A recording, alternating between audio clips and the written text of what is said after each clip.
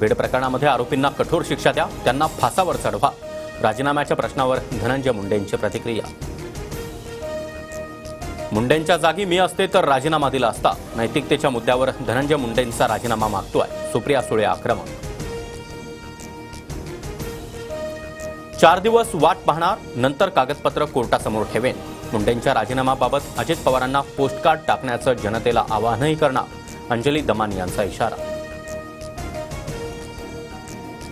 धनंजय मुंडेंना खाली खेचणं हा दमानिया क्षीरसागर यांचा अजेंडा. धनंजय मुंडेंनी राजीनामा देऊ नये, लक्ष्मण हाकेंचं वक्तव्य.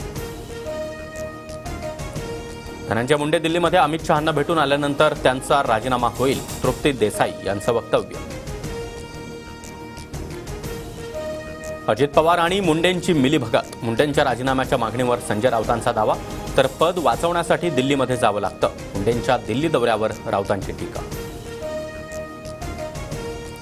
ठाण्यातही ओनली भाजप करायचंय. मंत्री गणेश नाईक दर 3 महिन्याला ठाण्यामध्ये जनता दरबार घेणार. गणेश नाईक यांची माहिती.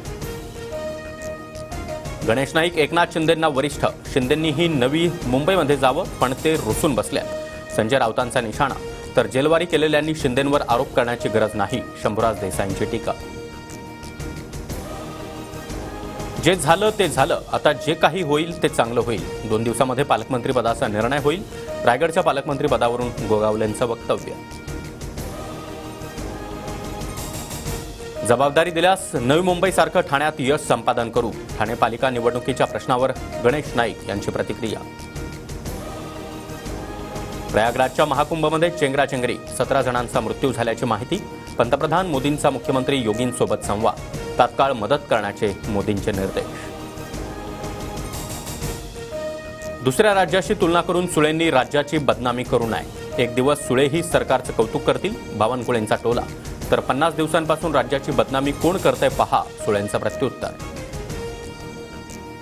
शिंदे गटाचे पदाधिकारी अशोक धोडी अपहरण प्रकरणी 4 संशयित आरोपी एलसीबीच्या ताब्यात. संशयितांनी मोठे खुलासे केल्याची पोलीस सूत्रांची माहिती.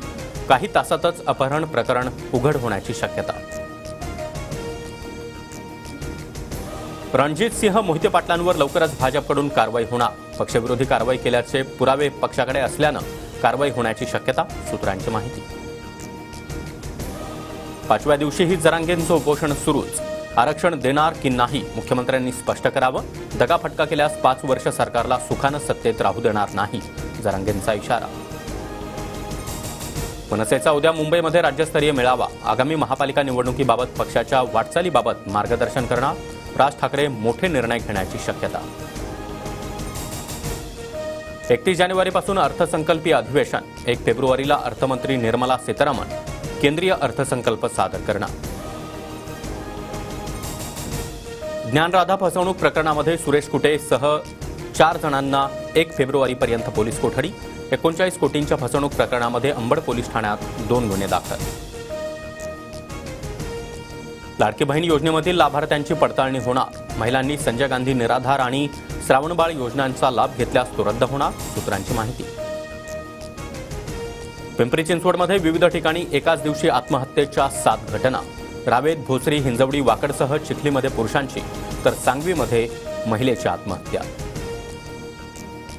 लातूरच्या उदगीरमध्ये कोंबड्यांना बर्ड फ्लूची लागण. कोंबड्या आणि अंडी योग्य पद्धतीनं नष्ट. नागरिकांनी घाबरून न जाता योग्य ती काळजी घेण्याचं आवाहन. पुण्यात जीबीएसचे 111 तर सांगली जिल्ह्यामध्ये 2 रुग्ण. केंद्राच्या उच्चस्तरीय पथकाकडून पाण्याची पाहणी. फेब्रुवारी महिन्यामध्ये पंतप्रधान मोदी अमेरिका दौऱ्यावर. अमेरिकेचे राष्ट्राध्यक्ष डोनाल्ड ट्रम्प यांची माहिती. JSLV रॉकेटच्या सहाय्यानं दळणवळणाचा उपग्रह NVS-02चं उड्डाण.